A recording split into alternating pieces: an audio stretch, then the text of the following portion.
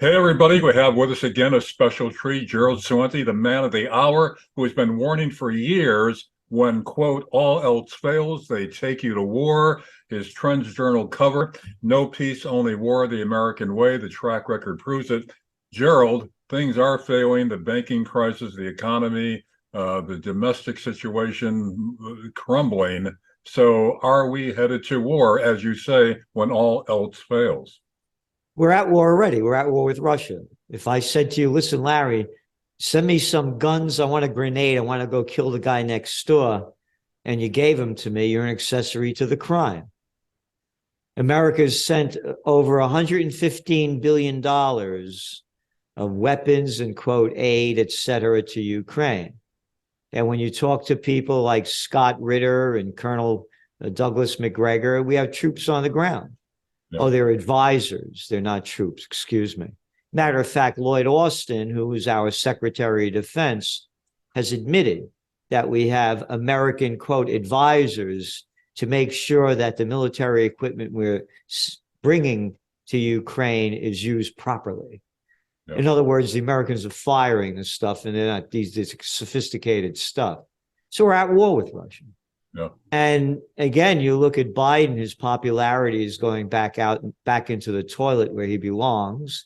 He's been a warmongering little arrogant freak his whole entire life, which he's been sucking off the public tit for only 60 years. Not a war that he didn't love. Lie us into the Iraq war, one after another. So when his popularity goes down, you know, they're going to keep ramping up the war. So going back to Lloyd Austin, who admitted that we have troops there, advisors, they're also saying we have to be in Syria to melt those ISISes. What are we doing in Syria? Oh, you mean you're stealing their oil? Like, what do you think, invaded Iraq because their major export is broccoli? Yeah, so now they're saying we're going to be staying in Syria. An American contractor was killed in Syria. Yeah. Contractor. Yeah, I think he was either a plumber or maybe he was doing construction work. How about a mercenary contractor? And the media pumps out that crap.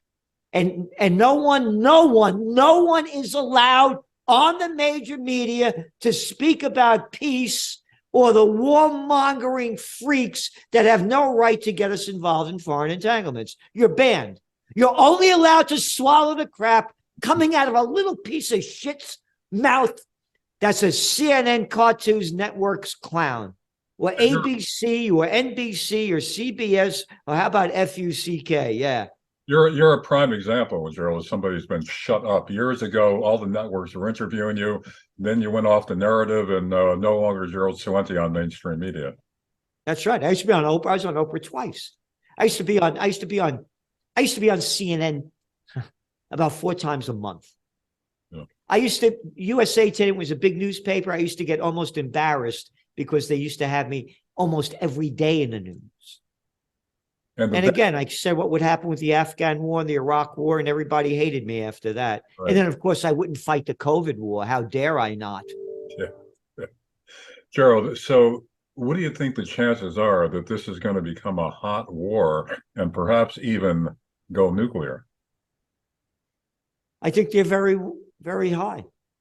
And if the people don't, there's no fight in this country. You know, look what's going on in France.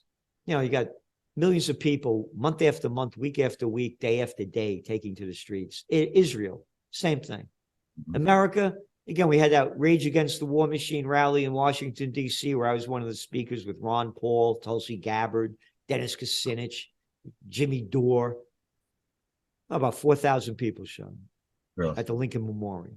There's no fight in this country. Yeah. And plus no publicity for these things. Look. Yeah. All right? Yeah. George Bush's war, the father's war, the son followed. Look at here. America war. Isn't that nice? America, war in the Gulf. What the hell are we doing in the Gulf? Oh, by the way, what if the Chinese were in the Gulf of Mexico? Oh, no, but we could go in the Straits of Taiwan anytime we want. Well, you know, both Russia and China are becoming more bellicose in their own statements. So that's leading to more and more of an escalation between the Oh, U.S., yeah. China, and Russia now, right? That we've drawn together because of our bungling foreign policy. Now they become allies combining against the U.S., thanks to Biden's policies. Again, the world has had enough of American hegemony, financially and militarily. They've had it. The BRICS, we're going to, one of our trend forecasts, before I go into that, remind me to get back to it. This is how they use propaganda, by the way, in these articles. It's one after another. Ready? Yeah. This is what? January 28th, 1991. Bush's biggest gamble. The president bets his place in history. Bets his place in history? Who gives a shit about what your history is? And for the moment, at least, he looks like a winner. What? How about that for pure ignorance propaganda? Yeah, more and more so. More and more so. Going back to the economy and where is it going and what's happening, the banks and why the bust is happening. Yeah. I want to make this very clear. With the BRICS uniting, they've had enough of America. The dollar is on its deathbed. Really? Yes. As a reserve currency. Yes. And that is a major defeat for the U.S. if that happens, if the dollar loses its reserve value. Done.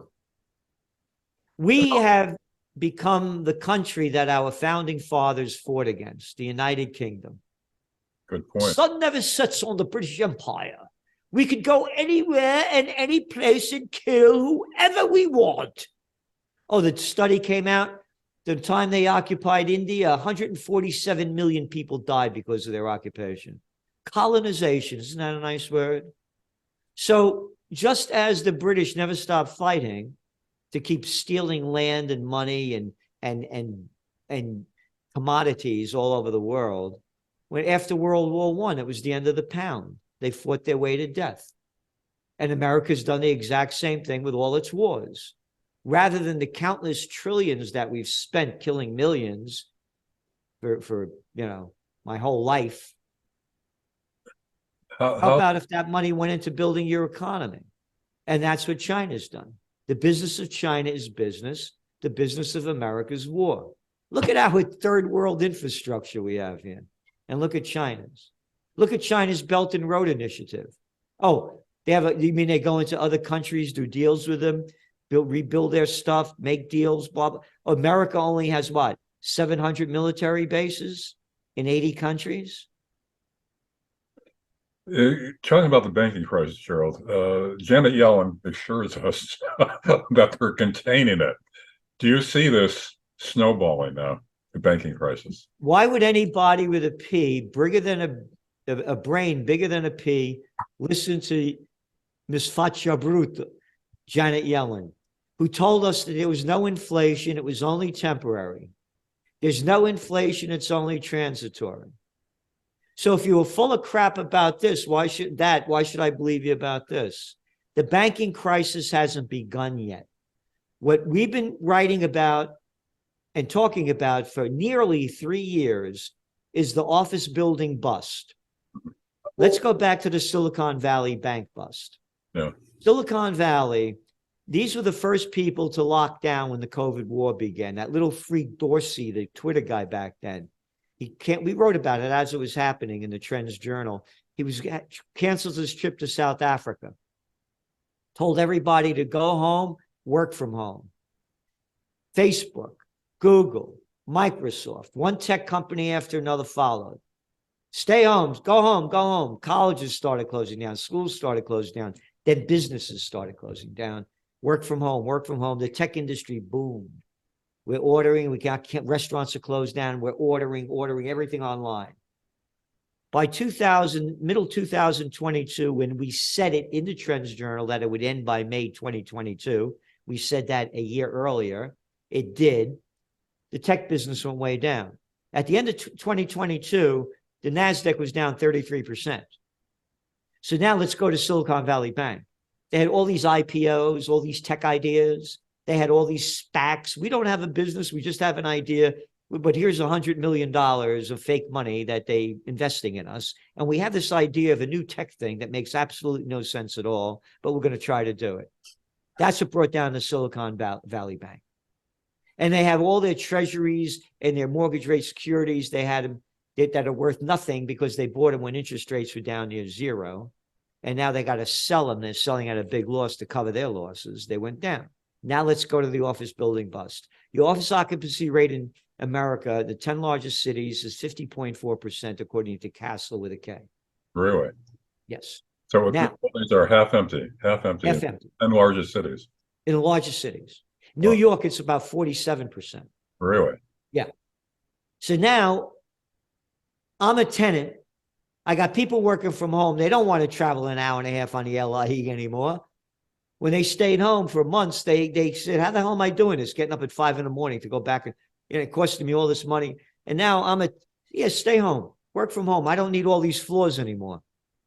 I need an eighth of what I had before. So I'm renewing my lease for almost nothing compared to what it was. And I'm the landlord. I need this money. How am I going to pay my loan?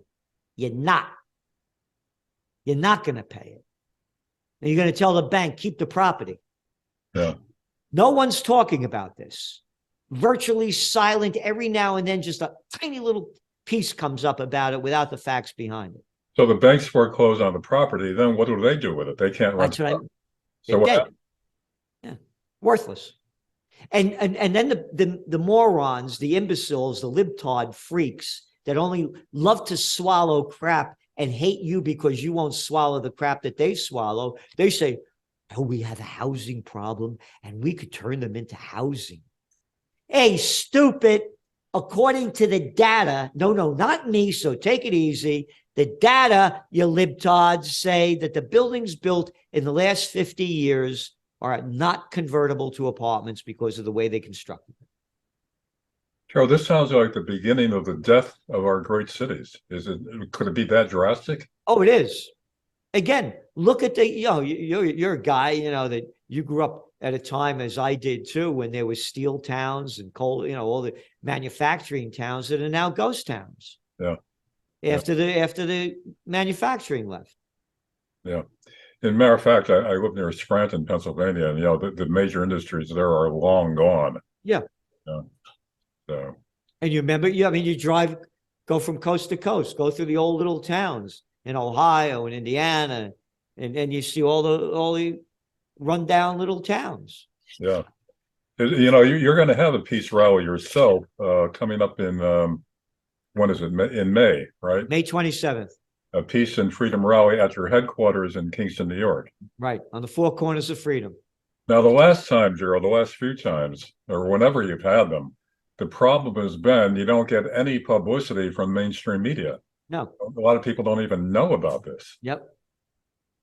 They had the rally in D.C. There's no mainstream media other than that little arrogant, stupid clown of a nothing, Rachel Maddow on MSNBC, making fun of it. Yeah. Yeah. Calling us wild people that are pro-Russians. I'd like for her to come and tell me that face to face. I'm going to tell you a quick story about her. Back in the day, Tucker Carlson used to be on MSNBC, and he used to have me on the show. So I go down to Jersey where they were, and they had a small green room, and I'm sitting there waiting to go on next. And I'm listening to this person rambling on and on. And I said, what the hell is that? And anyway, he comes out, she leaves, says goodbye to her. I said, who was that? I said, she's insufferable. What arrogance. He said, oh, this is about 2006, 2007, around that time. He said, her name is Rachel Maddow, and they're grooming her. That's my Rachel Maddow story. I didn't know who she was. I'm listening to this arrogant thing going on and on. Holy. And that's the media. I don't have to tell you. You know it. You've been there. Yeah, but there are signs that people are turning away more and more from mainstream. Yep. And getting information from people like you and all alternative, credible people. So Do you see it turning around, or you think the propaganda machine is too strong, too powerful, too pervasive to have people realize that they're not getting anywhere near the straight dope from mainstream media? No, they're losing. The numbers are coming out where the people have no faith in journalism anymore. Yeah. But they'll still swallow the crap when they sell it through there. If they sell enough fear and hysteria, it always works. Again, I just showed you the covers, Yeah. So they know how to do that. And with or without the mainstream media, they'll, again, look what the mainstream media did with selling the fear and hysteria of the COVID war. I want to read you something. This is from the New York Times. August 24th, 2021. Two judges tell defendants to be vaccinated. The defendant was charged with a number of minor crimes, including drug possession and shoplifting. He was prepared to plead guilty, and the prosecutors agreed. But a Bronx judge approving the deal, added his own condition. The defendant had to get a COVID-19 vaccine. Judge Rakoff argued that it fell to him to determine whether a person seeking release represented a danger to the community. Quote, the unvaccinated did pose such a danger given their enhanced risk of infecting other innocent people and even potentially causing their deaths. End quote. Rakoff, how about jerk off? How about, you must be Jewish with a name like Rakoff. If you were in Germany during the Hitler time and they forced you to get a vaccination, you would call that terrible, that they're persecuting you. But you're doing this to persecute other people? You hypocrite. And I'll call that to your face, you little slime ball. Who the hell are you to determine what people should put in their body? What's also ironic now, Gerald, is more and more official agencies are saying that the leak most probably came from the Wuhan Lab. Now, they shut that down as a possibility early on, and Fauci was leading the charge. Now, all of a sudden, maybe it did come from the lab. I mean, the absurdity when the outbreak was just miles from a lab funded by Fauci that was doing research on the virus and weaponizing it. And no investigative reporter in mainstream media thought, well, maybe it should at least be investigated as a possibility. This is how pervasive their control is of the narrative. I know. Again, you're talking about, the Wuhan leak. How about the Nord Stream pipeline? How about the quote from Biden saying that we're going to end it before the war started? Right. We have ways. Quote's right there. We have the link in the Trends Journal this week. Yeah. Yeah. How about that? And the United Nations said that there's no investigation. We're not going to do an investigation. Yeah. United Nations? How about a bunch of arrogant little pieces of scum? Yeah. And that's all who's leading us. Look at the little jerks. I got this little piece of garbage, Chucky Schumer, a little jerk with his glasses like this all the time. And I love war. I couldn't fight my way out of a paper bag. I'm like Lindsey Graham, just on the other side, a little piece of nothing garbage, but I love war. Yeah. Lindsey Graham is talking about shooting down Russian planes if they even approach a U.S. drone in international waters. So let him go. Let him go fight in Russia and China. Anybody that wants to go support a war overseas, fine. Go over there, take yourself, your wife, your partners, or whatever you got, your kids, your money, and go. If you believe in it, go. Good for you.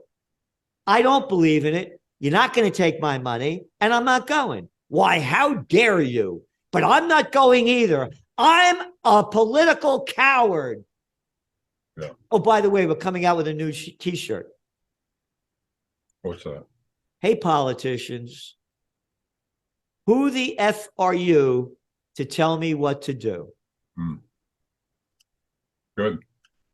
It'll be out in a couple of weeks. Yeah. Well, Gerald, wrapping it up now, we're careening towards destruction and disintegration, politically, economically. We're marching towards a war that could go nuclear, or at least widen so much and become more destructive than any other war we've had. Oh, So, do you see any relief from this? no, no, unless the people unite. And again, there's no fight in this country. I'm doing everything I can. I put my money where my heart, mind, and soul and spirit are. We're the people. How about if Bill Gates, rather than spending billions on vaccines, gave $1 billion for a peace movement, or that freak Soros? And by the way, Gates and Soros could keep their billions. If I look like you, I'd rather be dead. If I had your personality look like you, I'd rather be dead than have your billions. I'd rather be me and have what I have. How about the Musks? How about the everybody's? Where are they putting money into a peace movement? If they put $100 million to give to little clown jerks like that little Bezos craphead over there in Texas that ran for governor, and that Abrams clown over there in Georgia, $100 billion to run for governor in the midterm elections, and they both lost. Yeah. How about giving them $100 million? How about giving it to the peace movement? Yeah. Yeah. What is your reading on Soros? Now, he's been a greedy capitalist all his life. Now he's funding all these big liberal causes, these woke causes and all that, which is destroying society here. So what's his game? I don't get it. Do you? Look at him. Look at him. Figure it out. You don't get to look like that if you don't got something wrong up there. Again, people think that making money makes these people are better than everybody else. They're in the crime syndicate. They're in the game. They know how to do it. Yeah, but what I mean is, how does he benefit profit-wise, since he's a big profiteer, has been all his life? How does he benefit profit-wise by supporting all these woke prosecutors and legislators? He wants to. It's about power, and that's why he's doing it. And he gets them he gets them in there, and then they do what he tells them to do. Morons and imbeciles call it campaign contributions. Adults call it bribes and payoffs. Yeah, exactly. That's all. Yeah. Well, Gerald, again, we end on a glum note, but I know you're doing as much as you can to fight these destructive trends, and I hope a number of people, more people than ever, show up. Yeah. Latest Peace and Freedom Rally, which is going to be in Kingston, New York, at your headquarters on May 27th. Yeah. Crown and John Street, in the Four Corners of Freedom in the Crown Garden. Okay. Gerald Celente, thanks once again for being with us and for your insights into these important trends, which are going too often unnoticed by the population until it's too late. Gerald Celente, thanks for joining us. Thank you.